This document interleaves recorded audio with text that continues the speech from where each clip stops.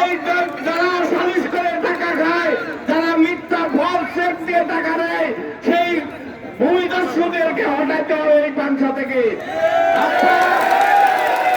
আমার সঙ্গে থাকেন এবং মিতুল হাকিমের কথা মতো আপনারা চলেন, ইনশাল্লাহ পাংশায় সবাই শান্তিতে থাকতে পারবো, সুন্দরভাবে জীবনযাপন করতে পারবো।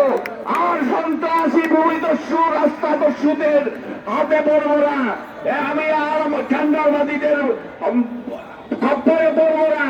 আমি বক্তব্য দেবো না, আমার দিনের আদান পড়বি আপনারা। এখন মেন বক্তব্য আমার ভাইসের ভবিষ্যৎ নেতা মিতুল হাকিম বক্তব্য দেবে। প্রার্থনা করে আপনারা সবাই ভোট দেবেন। মা বোনদের আপনাদের বাড়ি আপনাদের আশেপাশে যেখানে সবাই ভোট দেবেন, এই প্রত্যাশা দিয়ে আমি আমার বক্তব্য শেষ করছি। জয় বঙ্গবন্ধু।